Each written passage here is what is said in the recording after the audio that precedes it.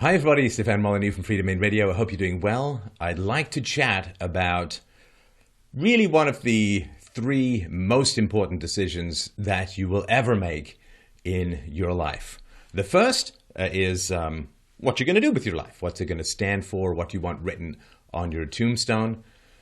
Number two is who you're going to marry, assuming that you want to get married, who you're going to marry or who you're going to spend your life with, the company that you keep from a both romantic to a familial to a friendship standpoint, the second most important decisions.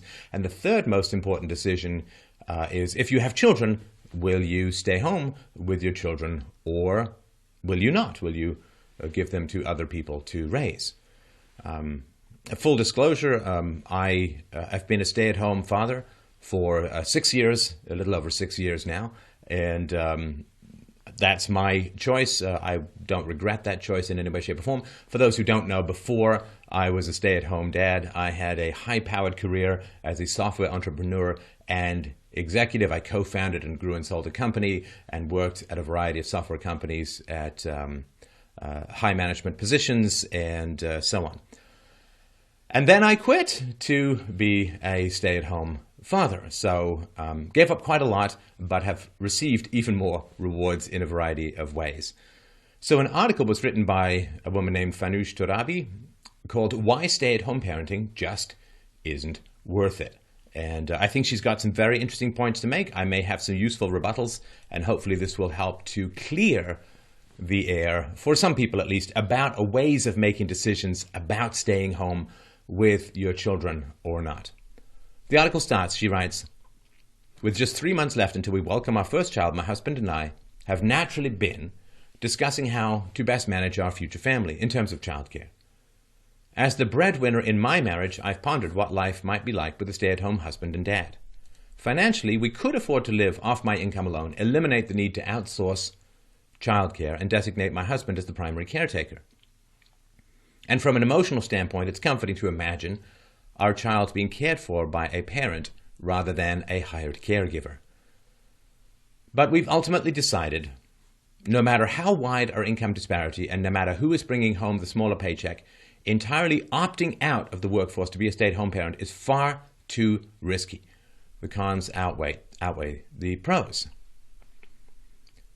So that, I think, is very interesting. The first thing that I want to say is I'm really quite entirely opposed to the argument that parenting can be outsourced. I mean, if you imagine it's going to be your wedding anniversary, it's your 10th wedding anniversary, and your husband calls you and says, "Oh, I'm sorry, I won't be available until tomorrow night. So for our anniversary, I've hired someone for $8 or $9 an hour who's going to come and have dinner with you," and that's pretty much the same, right? Well, of course, you as a wife or a husband would say, no, it's really not the same. I want to spend time with you, not someone you've hired to replace you, particularly someone kind of unskilled and lowly paid.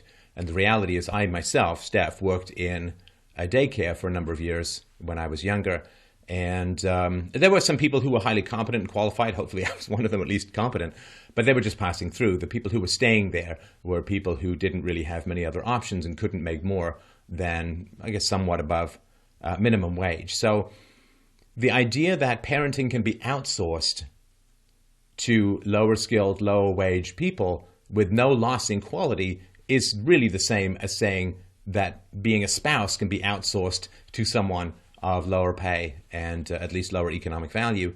That's really not the case. Spouses are irreplaceable. Parents are irreplaceable. The idea that I could go back to earning massive amounts of money as a software executive, pay a small amount of it to a childcare provider, and it would be the same for my daughter is simply not the case. So I think the idea that you can just outsource parenting to lowly paid people, I think, is not true, not rational, particularly if you want to parent in a different way than you were parented. I was parented very aggressively. I'm parenting very peacefully. No punishments, no raised voices, no name calling, no spanking, of course, no yelling.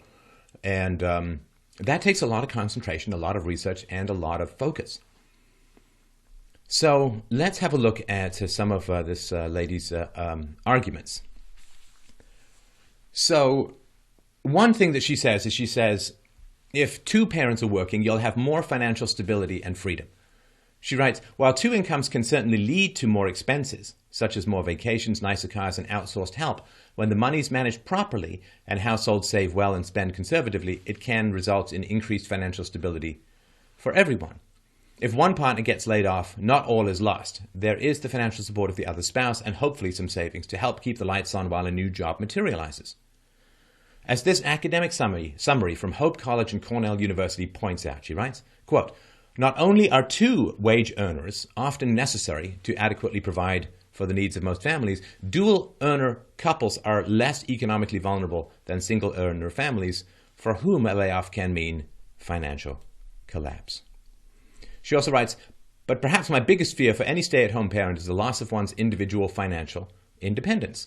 Financial autonomy is critical to any marriage. It reduces conflict over money matters and provides each partner with more freedom and flexibility to make choices, especially if the marriage fails and he or she needs to self-support.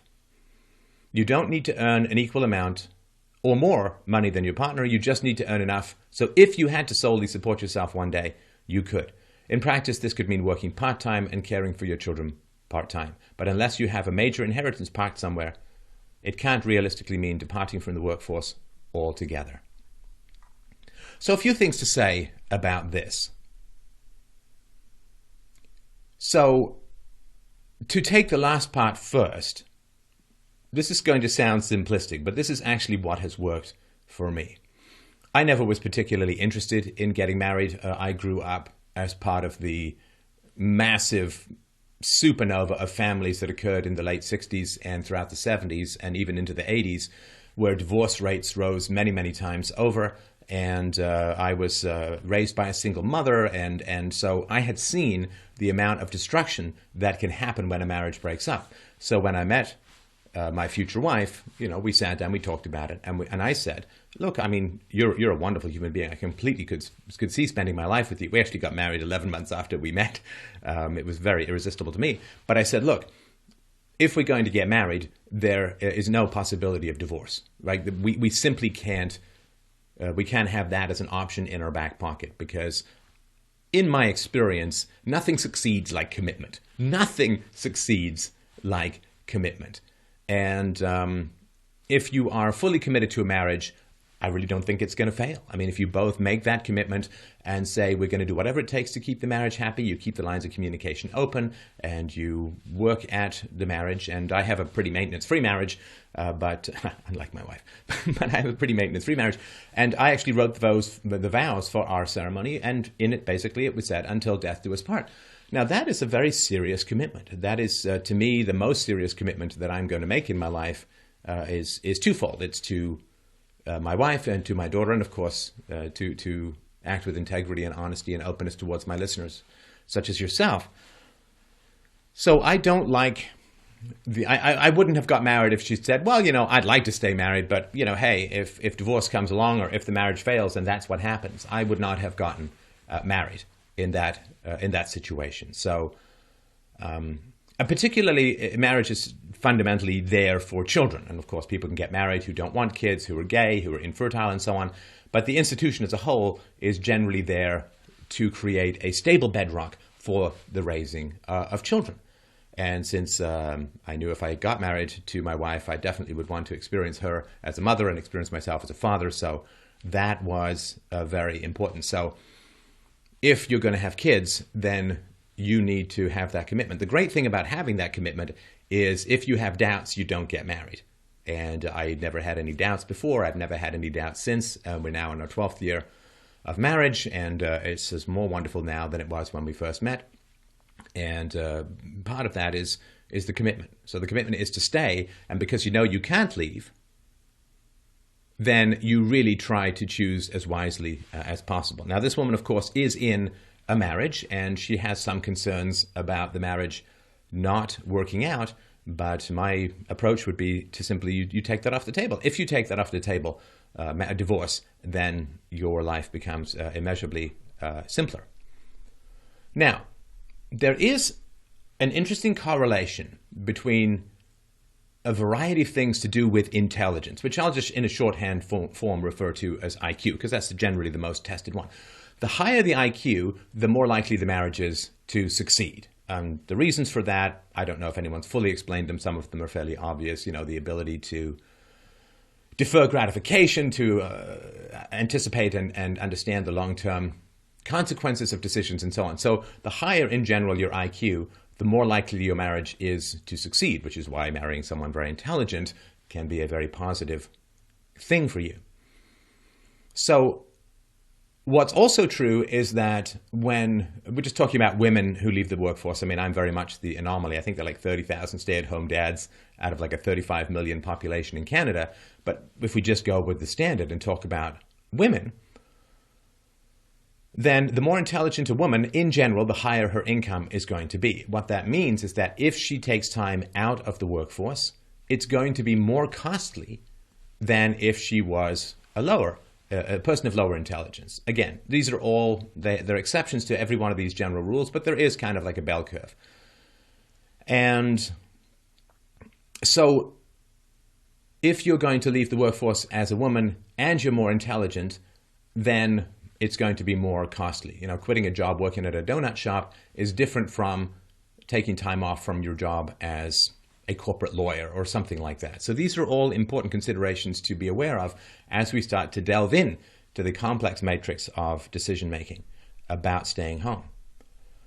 The last thing I'd say is that having children is not an economic decision, at least in the first world. Like so throughout history, children from the age of 4 or 5 would help out on the farm or help pick berries or help maybe even hunt when the boys got a little older. So there was economic value in having children in the past. And of course, prior to the excess capital capacity to save for your old age, either directly or through taxation and Social Security or other forms of retirement pensions from the government, you needed children to take care of you in your old age. So in the past, yes, there were economic decision matrices when it came to having children.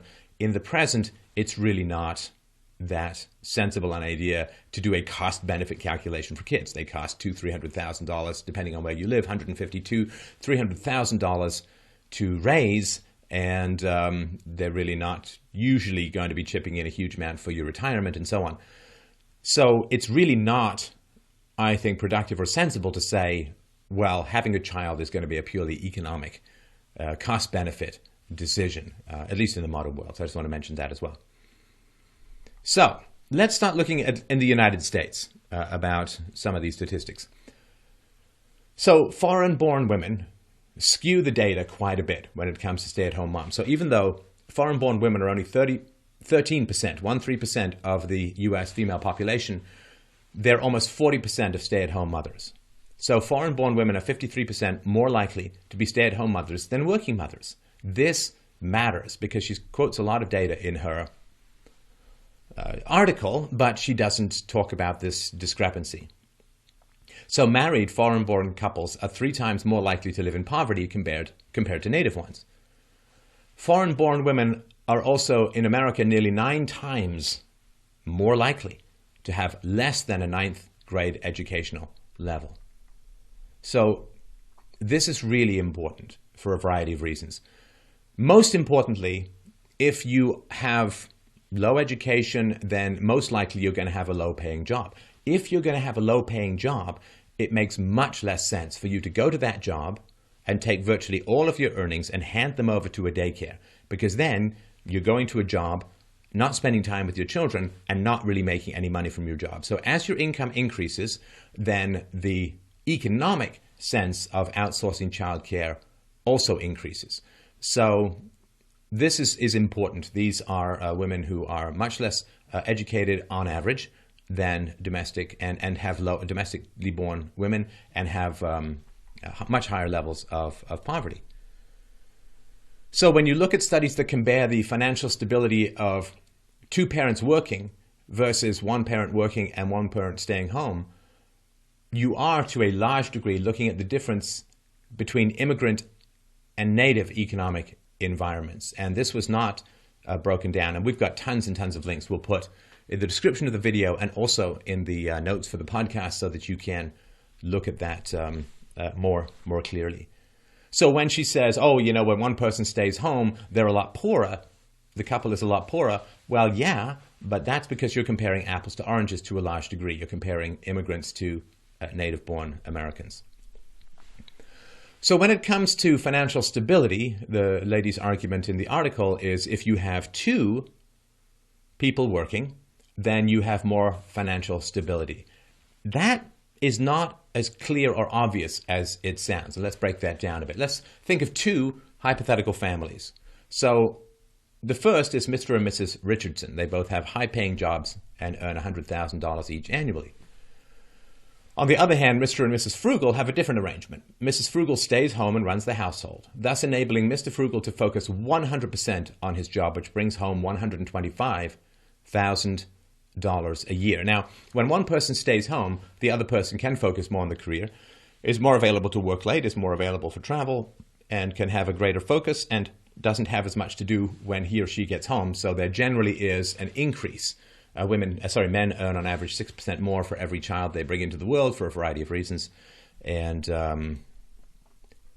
so it stands to reason that a man whose wife stays home can earn a little bit more. So let's say that it's like 2008 or 2009. There's a volatile economy, so the probability of being fired or laid off or whatever is rather high. Let's just say 25%. So Mr. Frugal thus has a 25% chance of being fired. However, for the Richardsons, the risk of one of them getting fired, the risk of one of them getting fired is 50%, which is twice the risks that the Frugals were facing. So when one person is working, and for every one person working, there's a 25% chance of getting fired, then yeah, 25% chance Mr. Frugal's going to get fired. With two people working, the chance that one of them is going to get fired is 50% because they stack, right? Now, both families have likely adjusted their lifestyles to match their incomes. So the Richardsons have more money, and therefore they're going to be spending more. Brand new BMWs, a bigger house, more vacations, as the woman talks about. And so you have income here and expenses kind of here for both families.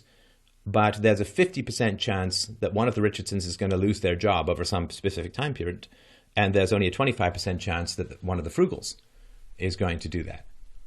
So let's say that these two couples decide to have a baby. So daycare and other related expenses cost $25,000 a year. Now, the $125,000 that the Frugals make because the wife stays home and the husband works doesn't take a dip because Mrs. Frugal will take care of their newborn.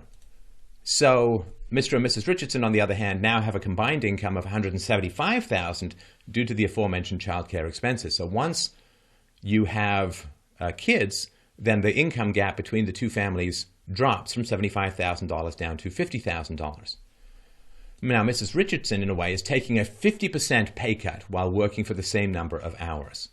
Not only that, the Richardsons, unlike the Frugals, will have to adjust their lifestyles to accommodate a lower income because they're outsourcing now the childcare. Now, should one of the Richardsons get fired, remember, there's twice the risk compared to the single breadwinner family, the income gap will be flipped. And now the Frugals are $50,000 ahead, right? Because they're making $125,000, whereas now the Richardsons are only making $75,000 because one of them got fired. The $100,000 is reduced by $25,000 of childcare expenses, and so they're not doing very well at all. Now, this is obviously quite simplified. It's much more complicated to do real-world cost-benefit calculations. When you factor in taxes and how they are structured, two-income families in the U.S. make even less sense. And we're going to put a link below to Lillian Feilhaber's New York Times article entitled "How the IRS Hurts Mothers" for more on this this subject. So the other thing too is that your husband and yourself, if you work, are going to enter into a higher tax bracket, which means even a larger proportion of your income gets taken away. So again, there's lots of complications, but it's not as simple as, well, double the income is, and so on, right? Now, you could also argue that losing your only source of income is much worse than merely having your income cut in half if one of the Richardsons loses his job. yeah, that sort of makes sense on the surface. However, families prior to the 1960s, were they going bankrupt left and right? And prior to the 1950s and 1960s, but particular prior to the 1950s, it was a single parent, single worker household and a mom staying at home, single worker household, but the wife staying at home. But bankruptcy was much less frequent. And of course, even if it did happen, there were social structures that offset the risk. You had families, friends, and above all, charities.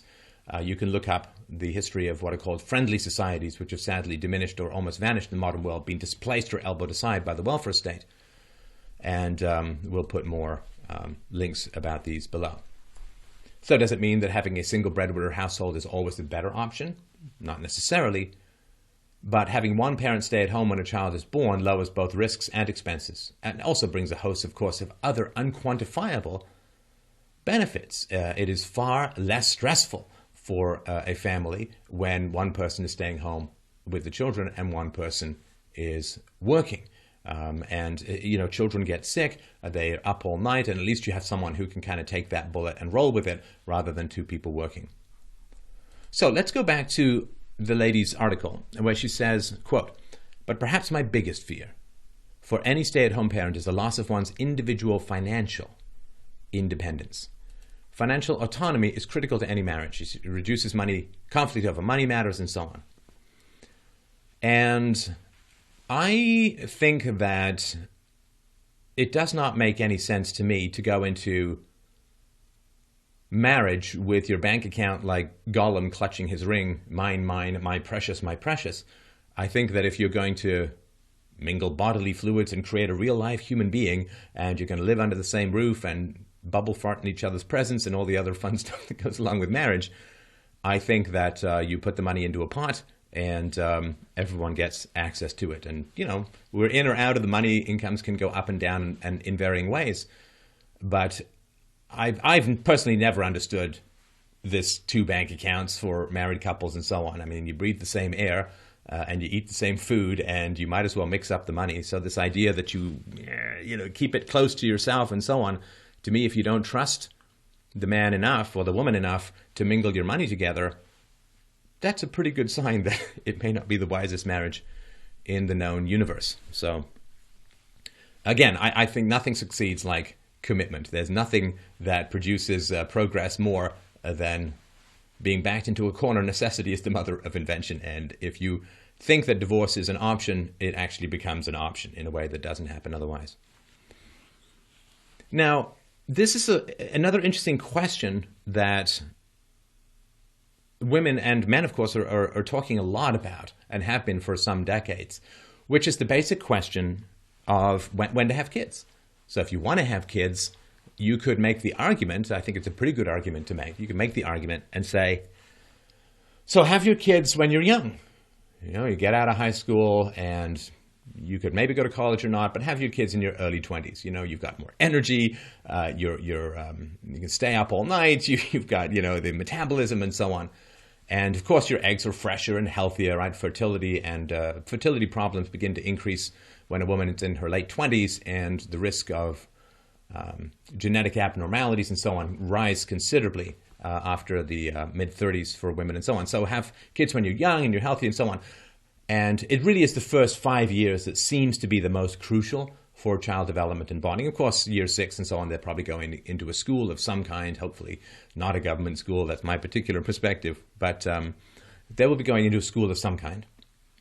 And therefore, your time is less important. If you're going to have 2 kids, 2 years apart, you've got 7 years of at-home time.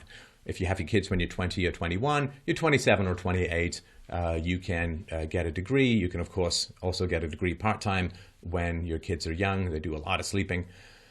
And then you can start your career in, your late 20s, your early 30s, and then you've got, 35, 36, 37 years to work before you retire. So this is one option. You have the kids, and then you go have your career. And the other option, of course, is that you get your degree, you get into the workforce, you work like mad to establish yourself as a professional. I mean, when I was an entrepreneur, I was working like 60, 70, 80 hours a week and traveling a week or two a month. And it was just crazy, fun, exciting, but I was single, so there was no problem for that. And then you have your kids, early to mid-30s or whatever. And then that is like the career sandwich. It's like career, kids, career again. And that is a problem, particularly if you're in something like medicine, where things can change a lot in the 7 years you can stay home, or law, or other kinds of professions. So I don't have a huge amount of answers other than if you are I generally would opt for, if I had a do-over and met the right person, I would opt for having kids a lot younger. And your kids don't care if you're in a one-bedroom apartment. They don't care at all, right? They just want a parent or parents close by. We save money to go to school and usually not earn any money for the most part for 4 years to get a college degree, to do it for a couple of years more, to be there for your kids when they're growing up, I think is a good investment. I think it's a very, very good investment. So these are the choices. And she talks about this, the woman, when she says, quote, "You'll enjoy greater career success if you go back to work. When kids enter our lives, many of us will be at pivotal points in our careers, or at least we still have promising trajectories ahead. A major and costly trade-off to becoming a stay-at-home parent is losing that momentum you've worked so hard to establish. Can you really afford this in the long run? Sure, the math may tell you it's more economical to quit your job and be the primary caregiver today, but what about 5 or 10 years from now? If you have hopes of ever returning to your old post and picking up where you left off once your children are in school, it may not be so easy."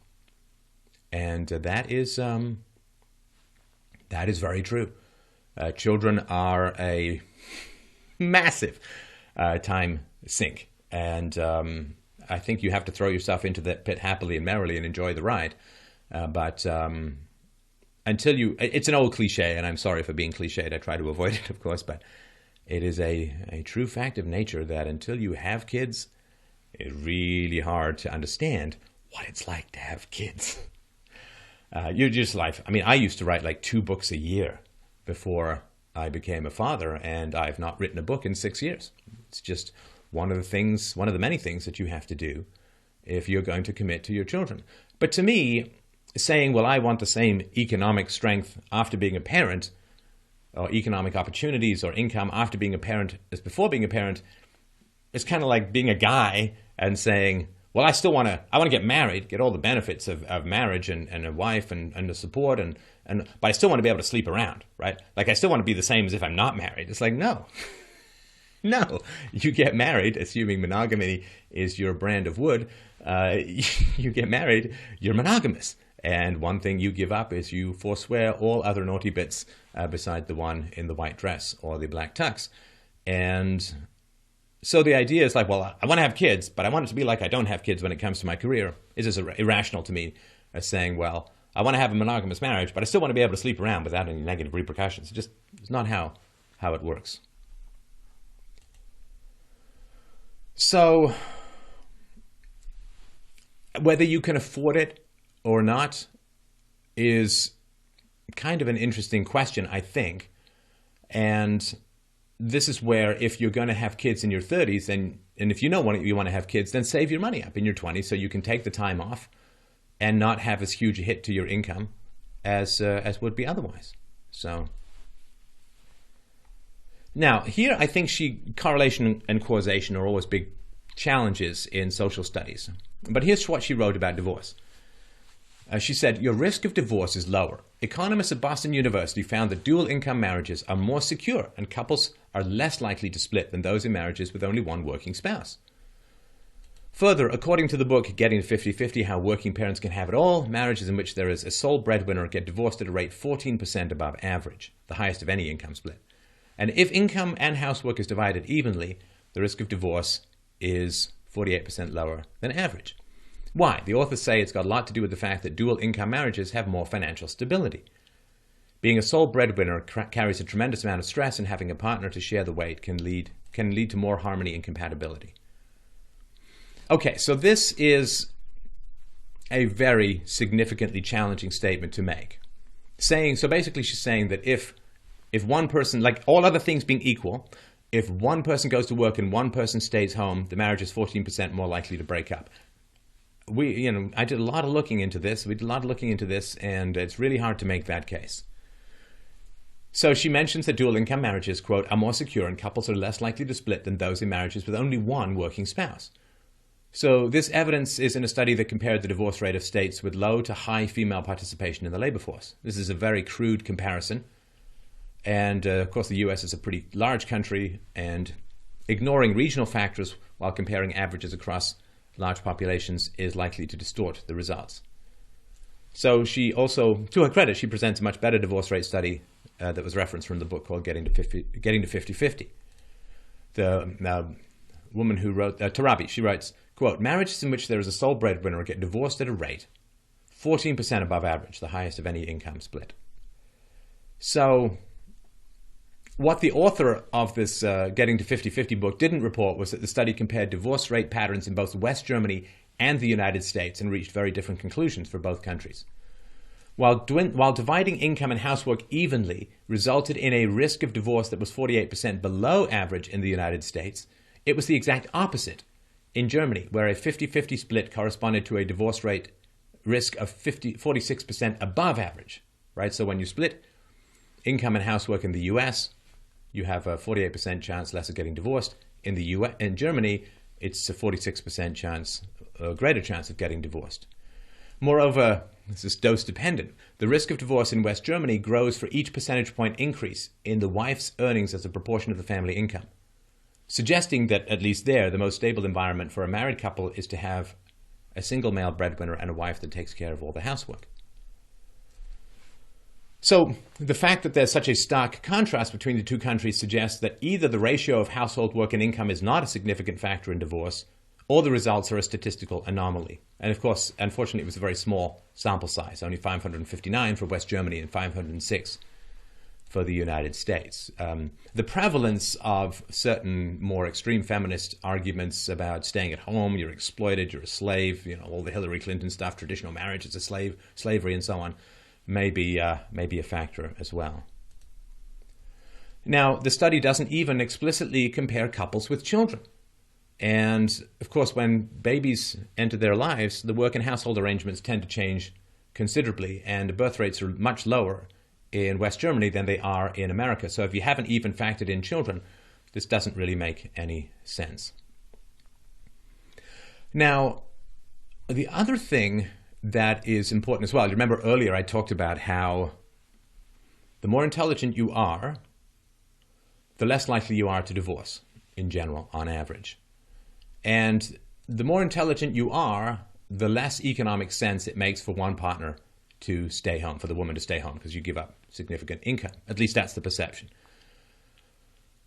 And the more intelligent you are, the more you're going to see the value of doing things like splitting housework and splitting income and so on. So this may be correlation to high IQ rather than a causation. Like if you take the same couple but the same IQ and one stays home, it doesn't necessarily change things. It's just that the higher IQ couples both tend to work from a financial standpoint. It makes more sense. So let's look at education. So I was, of course, reading through the article, trying not to be too critical. And then I'm like, well, what about the kids? What about the kids? And to her extreme credit, she did get to this point. She writes, now you may be wondering, what about the children? Let's not forget the most important people in our lives. Aren't children better off when raised by a stay-at-home parent than a babysitter or daycare attendant? Conventional wisdom may lead one to think so, but from an academic standpoint, new research finds this to be false. After evaluating the grade point averages of 135,000 Danish 15-year-olds whose mothers worked and whose mothers stayed home, a research team led by Cornell University concluded that, quote, maternal employment has a positive effect on children's academic performance, end quote. The authors believe that when both parents work, a bigger pool of money provides parents the ability to spend more on education enrichment like tutoring, music, and sports. The author states, a quick look at the reference study reveals that the quote comes from the abstract of the study and omits an important sentence, which is as follows, quote, this is in contrast with the larger literature on maternal employment, much of which takes place in other contexts and which finds no or a small negative effect of maternal employment on children's cognitive development and academic performance. So let's, rather than taking a quote from the abstract and not comparing it to any wider body of literature, let's look at what's actually said in the paper. Quote, a large body of research in the US has examined the consequences of maternal employment for children. Looking across these studies, results are somewhat varied, with some studies showing that maternal employment in the first months of life is associated with a small but significant decline in children's subsequent cognitive outcomes, particularly when mothers worked more than 30 hours per week. Maternal employment in the first months of life is associated with a small but significant decline in children's subsequent cognitive outcomes. Now, the US isn't unique in this regard. In 1998, the Norwegian government introduced a program called Cash for Care that promoted stay-at-home parenting through cash allowance for parents who didn't utilize public daycare programs. Researchers studying the academic performance effects of this program found a 1.2-point GPA increase on a 6-point scale for children with stay-at-home parents compared to those whose parents both worked. That is extremely significant. 1.2 increase on a 6-point scale. That is 20%, give or take. A 20% increase for the children of moms who stayed home. Also, it's important to point out that the Norwegian study examined families in which one of the parents quit his or her jobs much later in the child's life, suggesting the benefits accrue even if you don't stay at home with your children from the beginning. Now, according to the Danish study that was referenced in this lady's article, how much higher was the GPA of children whose mothers worked? Well, the study found that, quote, the child of a woman who worked 30 or more hours per week while her child was under the age of 4 is predicted to have a GPA that is 5.6% higher than an otherwise similar child whose mother worked between 10 and 19 hours per week. So we have a 20% increase in one study for women who stay home and a 5.6% increase for mothers who worked more. It doesn't mention anything, of course, about fathers. We barely exist, so we don't know what percentage of this sample set included children raised by stay-at-home fathers. So we did look through all the data. We found something very interesting. And in the last regression coefficient estimates table in particular, overall, the GPA of children born outside of Denmark was slightly lower than those native-borns. But above all, the educational level of the mother has a significant impact on the child's GPA. The higher the educational level of the mother, the higher the GPA of the child. In fact, in terms of variance, the education of the mother was the best predictor of the child's GPA.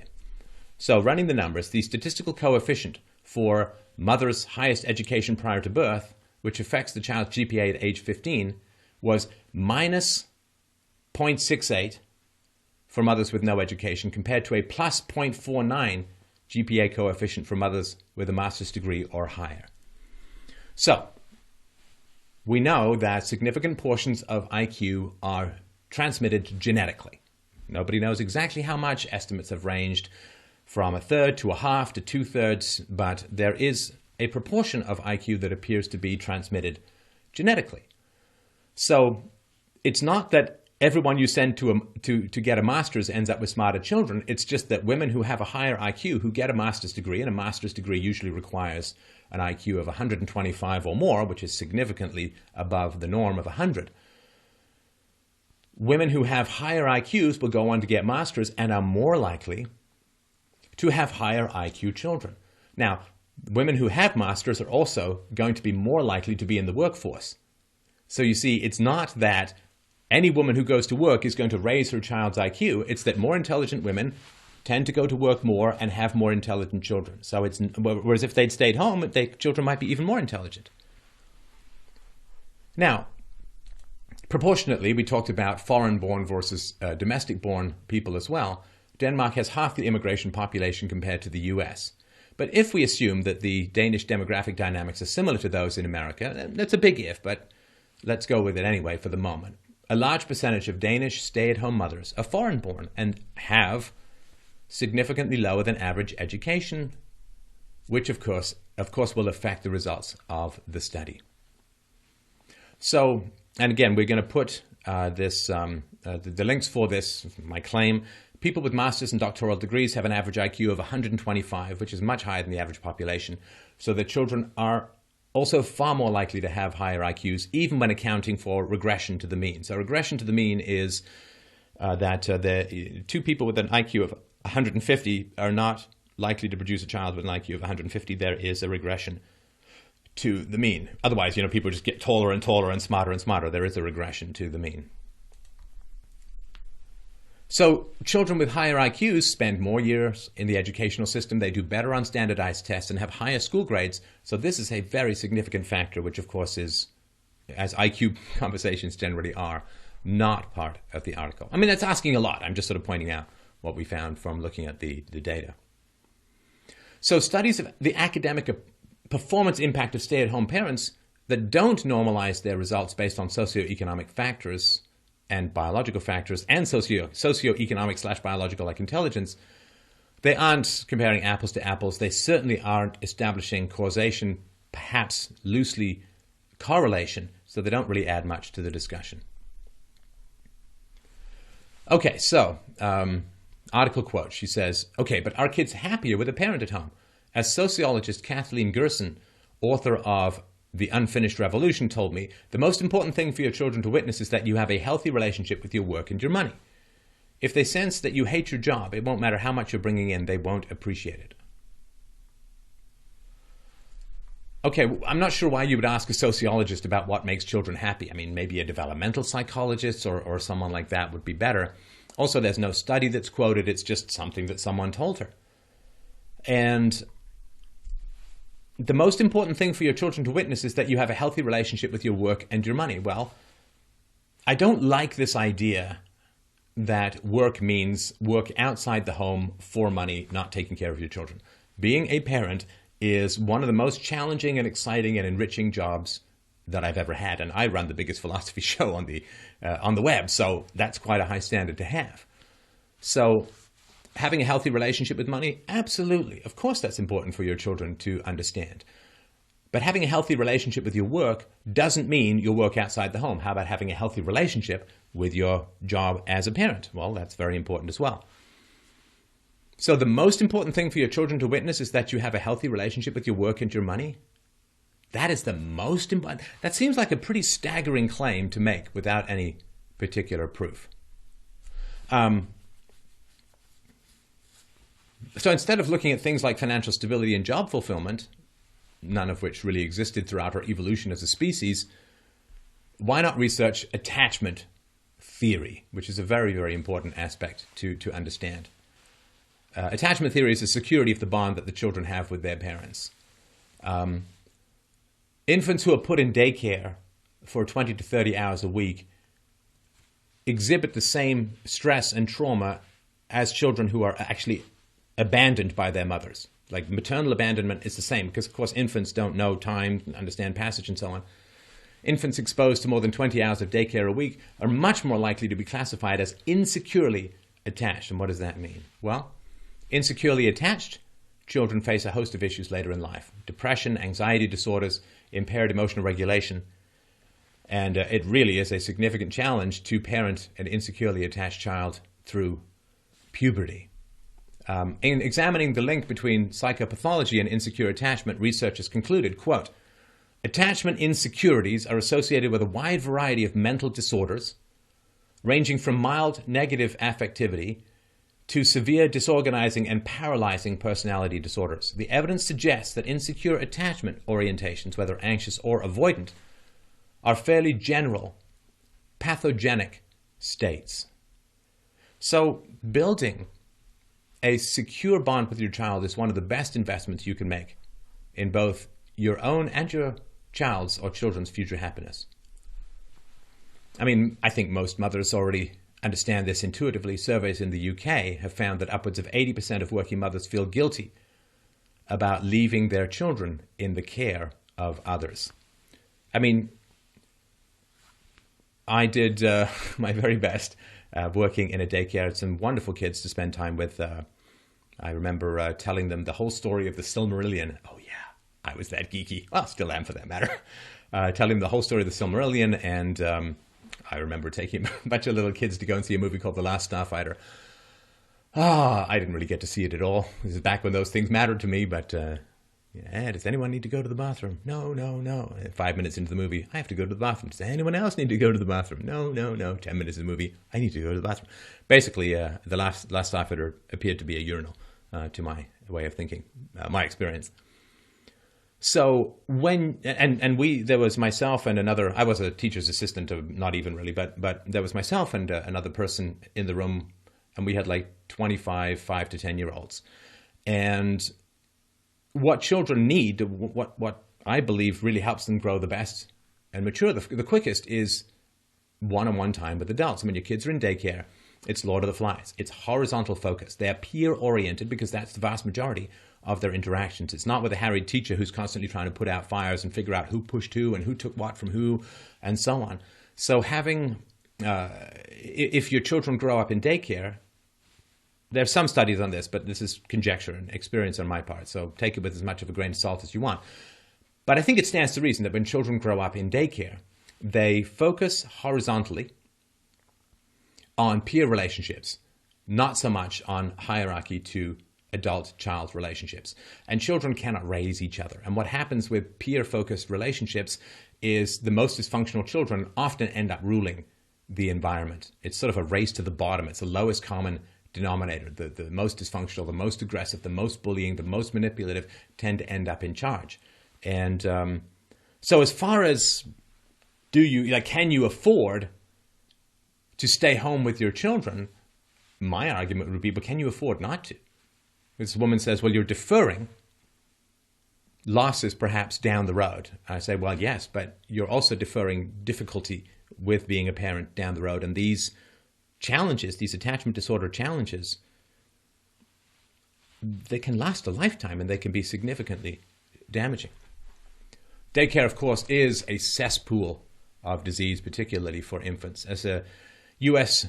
Center for Disease Control and Prevention report points out, children in daycare, quote, are at a substantially increased risk for enteric infections such as hepatitis A, giardiasis, cryptosporidiosis, acute respiratory illnesses, middle ear infections, and so on.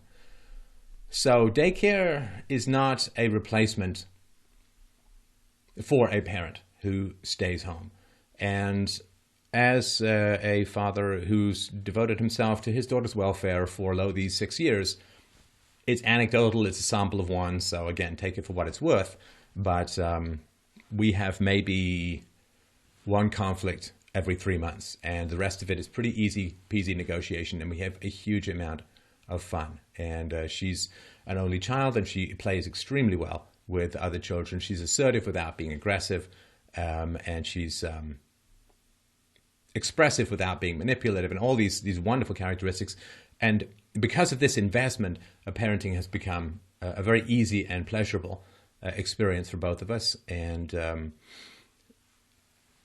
again, the studies which will against reference below are worth looking up. But this idea that you can basically punch your children to minimum wage people and have those people who often come and go, and so that there's no particular strong attachment, who have very little time to interact with your children, particularly in daycare. You know, grandmothers and so on, it's sort of a different matter. But when you put your kids in institutions, they are not getting adult-to-child quality time, which means they're not being imprinted with adult maturity, sensibilities, and they're not being guided and led by adults.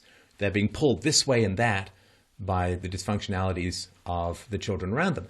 And a lot of children, of course, are raised being spanked. A lot of children are raised being yelled at. A lot of children are raised even worse, with even worse parenting habits, and then you're throwing your child into that mix. So even if you're raising your child well, when you throw your child into daycare, you're throwing the child into a group of children who've all been raised in the bell curve of good to terrible. And that's not a very good idea, I think. There's a book, Danielle Crittenden is a writer, and she wrote a book called What Our Mothers Didn't Tell Us. This is some time ago, and it had a huge influence on me. I actually read it with my then girlfriend before we even became engaged. We sort of read parts of it together, and this is what she wrote. And this is a book that's well worth reading for a variety of reasons. She wrote, before you have a child, and even while you are pregnant, you anticipate a certain period of mayhem immediately following the baby's birth. Nights without sleep, feedings, unstoppable crying, etc. That much is familiar from Hollywood comedies. But what isn't familiar, especially to women raised to believe in the importance of their work, is just how much a child will dominate a mother's mind.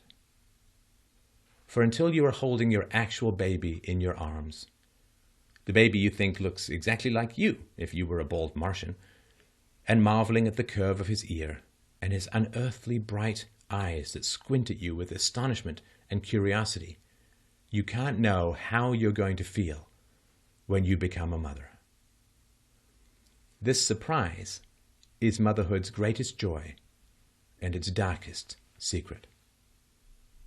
Suddenly you can't stop thinking about your child. You don't stop even when you're doing something important like being president of a bank or something distracting like watching a movie. All that happens is that a dimmer switch inside you turns down a little, enough for you to concentrate on something else, but never goes out completely. For more than 30 years, the women's movement has told us that we would be happier, more fulfilled human beings if we left our homes and children and went to work. To the degree that we might feel misgivings or guilt about leaving our babies to others to raise, we've been assured that such feelings are imposed upon us by society and sexist. No more normal for a mother to experience than a father. Instead, we've been taught to suppress these worries and to put our work ahead of our families, or at the very least to attempt to balance the demands of boss and baby. Any strong rush of maternal feeling, any desire to surrender pieces of our professional selves is viewed as a reversion to some stereotype of motherhood the women's movement was supposed to have emancipated us from. So long as we insist upon defining our identities only in terms of our work, so long as we try to blind ourselves to the needs of our children and harden our hearts against them, we will continue to feel torn, dissatisfied, and exhausted. Is this unfair? Maybe. But it is an issue to take up with nature, not politicians. We are the most radically equal generation of women in human history, and we have collided with one of the oldest facts of our sex. There may be ways to ease our situation, but we cannot change it. Nor should we want it to be changed. The guilt we feel for neglecting our children is a byproduct of our love for them. It keeps us from straying too far from them for too long. Their cry should be more compelling than the call from the office. That certainly has been my experience. To be a stay-at-home father has been, outside of marriage, the greatest joy in my life, and an experience I could not conceive of trading for anything in the world. If somebody had said, I will pay you $10 million to go to work and not spend time with your daughter 4 or 5 years or 4 years or a year, I would say no. I would say no. I became a father to parent. Just as I became a husband to love, I became a father to love. And we should not push away that which we love for money. And if you are the kind of person who enjoys work and money more than children and attachments, then I think you should be honest about that and pursue that goal. There's no reason why everyone has to have children any more than there's a reason why everyone has to go to work. But if the unbelievably astonishing, astounding, literally mind-blowing process of seeing a human personality emerge from the churning seas of infancy like Atlantis rising from the ocean with electricity tramways and helicopter landing pads, if seeing a human being emerge from a tiny little Pac-Man, a tiny little Pac-Man that can only be seen through sound waves, to a human being with thoughts, ideas, disagreements, arguments, preferences, loves, joys, fears, and desires. If being part of that incredibly intimate process of realizing that in molding the clay of another human being, you yourself change and grow fundamentally. If that is what you want, which is what I wanted and what I continue to want, if knowing that you are the most important person with your partner, with your wife, with your husband, in your child's life, knowing that they trust you implicitly, knowing that you worship and treasure them and would never hand them over to someone else in any permanent fashion, if they understand that no amount of gold can take the place of the rainbow of their smile, I think that's what you should go for. To hell with the money. It is the love that counts.